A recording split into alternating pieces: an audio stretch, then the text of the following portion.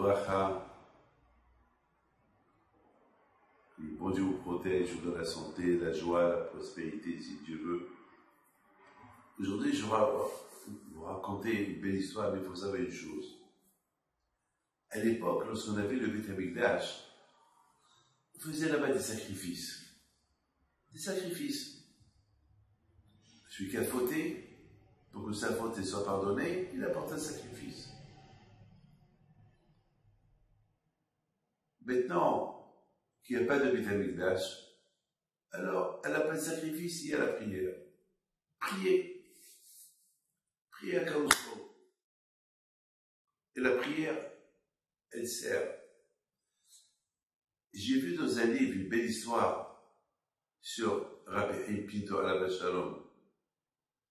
C'est le rabbin Pinhas Messas de Natania qui la raconte. Un jour, il avait Rabbi Pinto Alav Shalom. Chaque vendredi, il sortait de la maison avec une dizaine de personnes pour ramasser du manger pour les donner aux pauvres.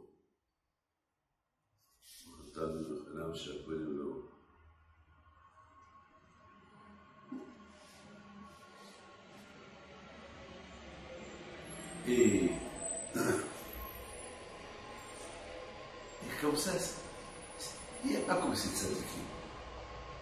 Est-ce que moi, David, plutôt, je vais aller taper dans les maisons, ah, Saouda, donne-moi des boulettes, il y a Hajiba. On est loin de là. On a honte de demander du manger aux autres. Et on va passer les bas aussi. Il va aller ramasser du manger. Vous vous rendez compte? Il va aller ramasser du manger. Pour les pauvres.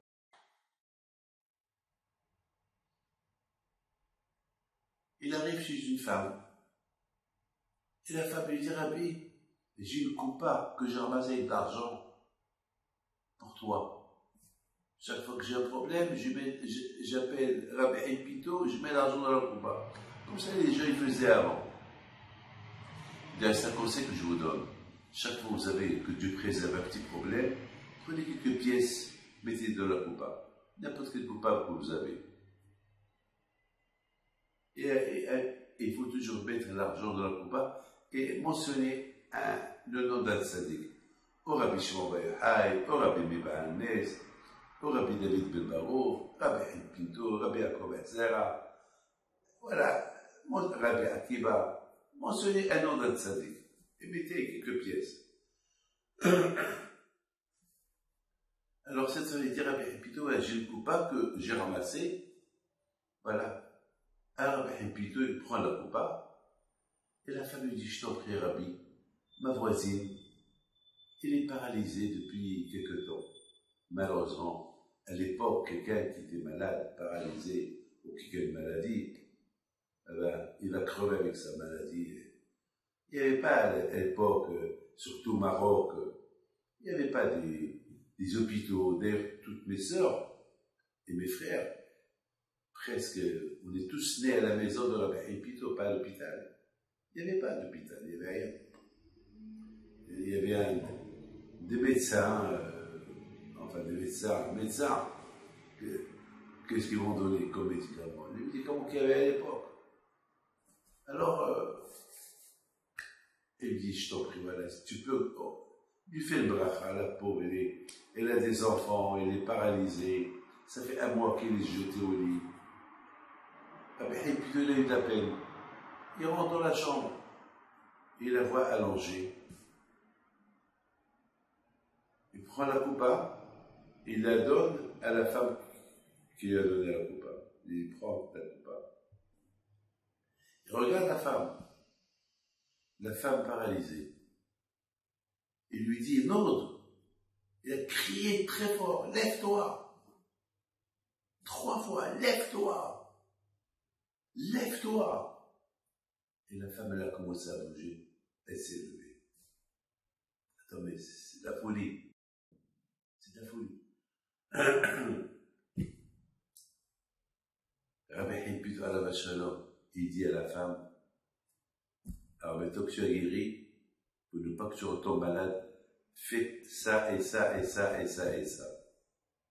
Il se retourne vers la femme qui lui a donné la coupa, lui dit, mais donne-moi la coupa que je t'ai rendue.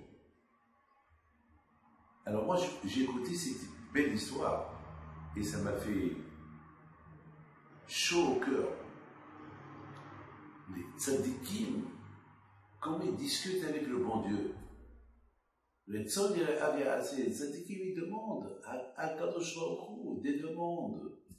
Je veux ça, et le bon Dieu leur donne. Je veux ça, et le bon Dieu leur donne. Et je veux ça. Comme sur la Pépine Hassabiso, il raconte qu'il y avait une fois lui-même, il est parti à la maison de Rabbi Pinto, chez Imam Saouda, la femme de Rabbi Pinto, parce que sa femme était malade. Il a commencé à pleurer. Il a dit, ton mari, Rabbi Pinto, il est mort. Mais toi, tu es tzaddik, prie pour ma femme. Elle a une grave maladie qui est guérie. Imam Saouda, il prend une bouteille d'eau et lui donne.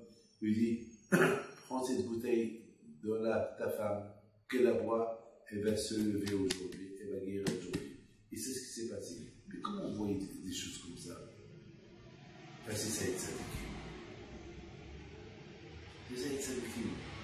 Alors, regardez, à la Bachalor, on lui a donné la coupa de la tzedaka pour ne pas qu'il soit perturbé par l'argent, pour qu'il se concentre dans la prière. Il a rendu la coupa à sa propriétaire, pour que dans sa tête elle soit clean, qu'elle soit propre. Parce que l'argent, on fait des mitzvot avec, mais on peut aussi faire des mauvaises choses avec. Mais lui, il voulait se déconnecter de l'argent lorsqu'il prie à Kadosh Baruch Hu. Lorsqu'on prie à Hachem, il faut enlever les idées de l'argent, il faut enlever toute idée de la tête. Et vous allez voir des miracles. Que le bon Dieu vous protège, vous donne la santé. Amen.